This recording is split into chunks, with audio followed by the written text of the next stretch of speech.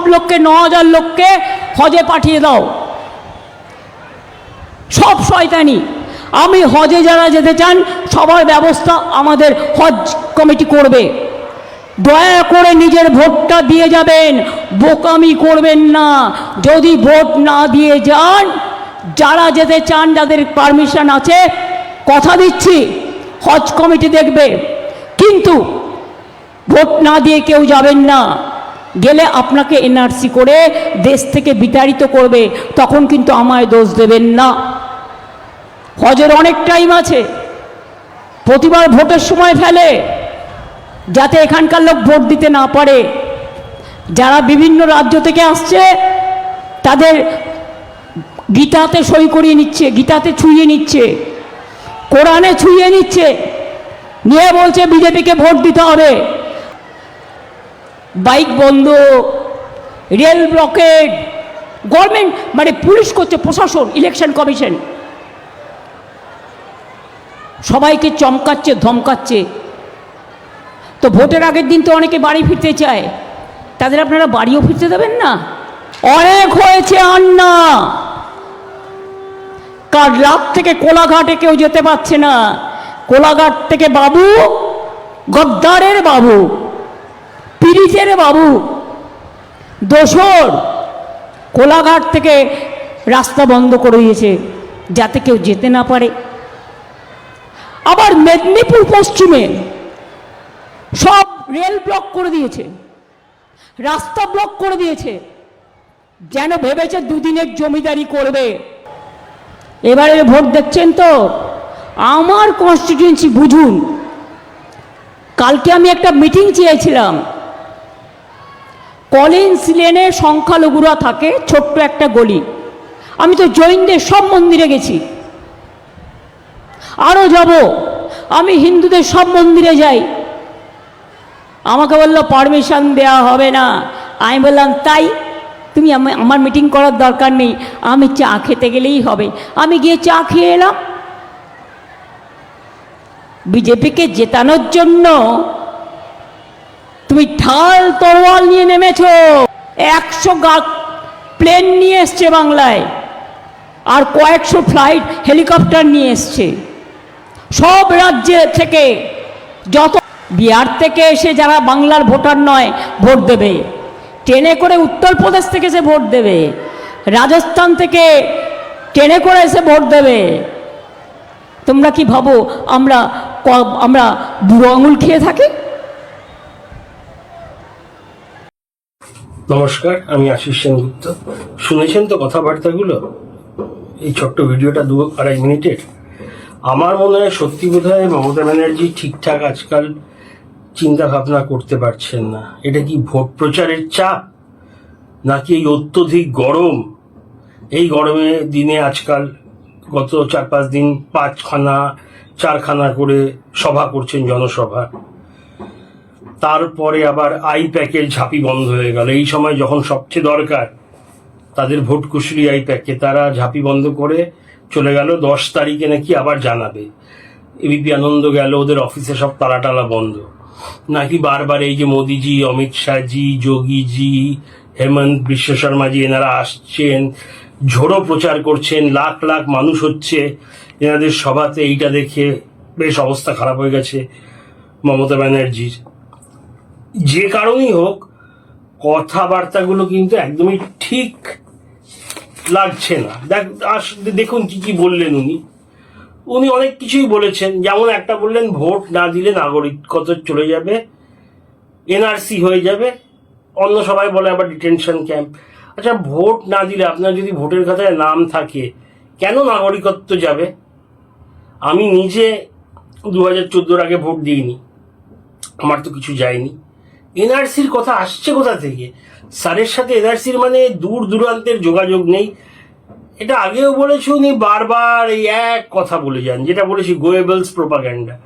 অসত্য কথা বারবার বলে সত্য লাগে। তারপরে বললেন হজে পাঠিয়ে দিচ্ছে এই সময়, মানে মুসলমানদের কথা বলছেন, যাতে ভোট না দিতে পারে। আরে কজনকে হজে পাঠাবার টাকা পয়সা আছে সরকারের? 10,000, 15,000, 1 লাখ কেউ যদি পাঠিয়ে দেয়, 2-2.5 কোটি মুসলমান ভোটার আছে। আর কি বেছে বেছে পাঠাবে? এই জায়গায় মুসলমান ভোটারদের পাঠালাম, এখানে এত মুসলমান ভোটার আছে, এত হিন্দু আছে, তো মাথা খারাপ হয়ে যাবে এরকম করতে গেলে। মানে বিজেপি বা ইলেকশন কমিশনে একই বলেন উনি দুজনকে। তারপরে উনি চলে এলেন পূর্ব মেদিনীপুর, মেনলি নন্দীগ্রাম, যেটা সোর পয়েন্ট, দুঃখের জায়গা। কোলাঘাট মানে পূর্ব মেদিনীপুরে ওই কোলাঘাট তাপবিদ্যুৎ কেন্দ্র, ওখান থেকে নাকি ট্রেন বাস সব বন্ধ করে দিচ্ছে। আবার পশ্চিম মেদিনীপুর থেকে আসার দিকেও নাকি সব বন্ধ করে দিচ্ছে, এরকম কোনো খবর এসছে কোথাও দেখেছেন? আমি যা শুনেছি খবরের চ্যানেলগুলোতে যা দেখানো হচ্ছে তা হলো সন্ধ্যে 6টা থেকে সকাল 6টা অবধি বাইক চালানো যাবে না, আর দ্বিতীয়ত বাইক র্যালি করা যাবে না, এই দুটো নিয়ম শুনেছি। আর মদের দোকান বন্ধ ইলেকশন অবধি, এইটা শুনেছি। বাস ট্রেন বন্ধ, এগুলো কোথায়? এগুলো তো তাহলে পুরোপুরি বেআইনি হয়ে যাবে। মানে ওনার যে বলে না কনস্পিরেসি থিওরি, উনি সব সময় ভাবছেন কেউ না কেউ চক্রান্ত করে যাচ্ছে ওনার সঙ্গে। তারপরে উনি বললেন ওনাকে ভবানীপুরে নাকি সভা করতে দেওয়া হয়নি। এটা তো আমার বিশ্বাস হয় না, তবে উনি বলছেন হতে পারে। কিন্তু তার জন্য তো উনি ইলেকশন কমিশনে যেতে পারতেন, পুলিশ স্টেশনে যেতে পারতেন, এগুলো কি উনি করেছেন? এরকম জনসভায় বলে কি হবে? সিম্প্যাথি কি আসবে? সহানুভূতি কি আসবে? মানুষ কি আজকাল আর বিশ্বাস করে? কেন এত এইসব কথা বলেন যেগুলো মানে হাস্যকরের পর্যায়ে চলে গেছে।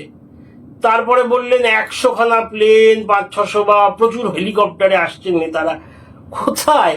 মানে প্রধানমন্ত্রী ছাড়া আর কারোর বোধহয় পারমিশন নেই কোনো নেতা মন্ত্রীর স্পেশাল রিজার্ভ চার্টার্ড প্লেনে আসা, আর ছোটখাটো প্লেনে উড়ে আসাও যাবে না।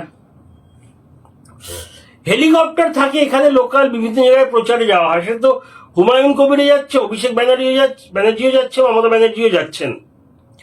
তো ওনার বক্তব্যটা কি, যে বিজেপির নেতারা যদি হেলিকপ্টার ব্যবহার করে বিভিন্ন জায়গায় প্রচার করেন, একদিনে যদি 3-4 জায়গায় প্রচার থাকে, তাদের মধ্যে দূরত্ব থাকে এক একটা 180-150 কিলোমিটারের, গাড়ি করে তো 1-2 করা যাবে, 3-4টা তো জনসভা করা যাবে না।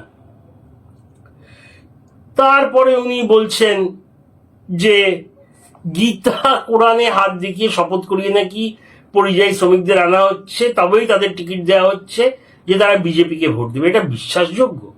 মানে আমায় কেউ একটা গীতায় পাঠ দিলে, হাত দিয়ে কিছু বললো, সেটা আমি বলে চলে আসবো, আমায় যাকে ভোট দেওয়ার দেবো। এগুলো কোথায়? মানে এগুলোর কোনো ভিডিও আছে?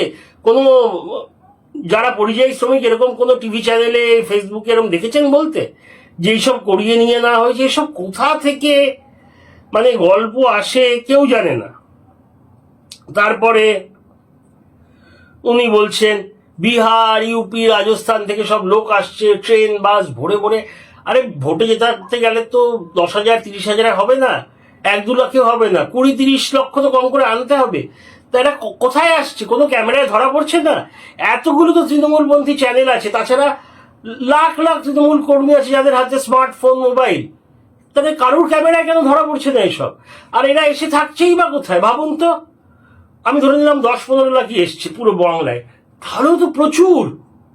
এরা কোন হোটেলে উঠেছে?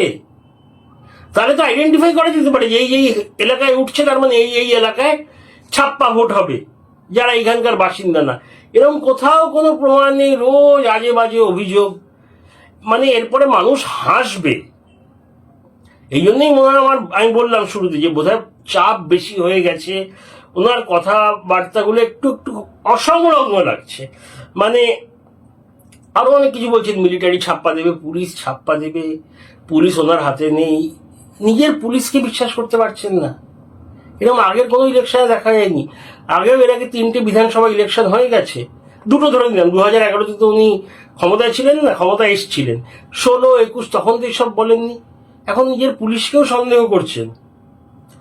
তা জানাবেন আপনাদের মতামত, কি মনে হচ্ছে আপনাদের, ভোটের হাওয়া কিরম লাগছে, আর মাননীয় মমতা ব্যানার্জির কথাবার্তা শুনে আপনাদের কি মনে হচ্ছে কমেন্ট সেকশনে জানাবেন। দেখার জন্য অনেক অনেক ধন্যবাদ। জয় হিন্দ। ভালো লাগলে সাবস্ক্রাইব করবেন প্লিজ।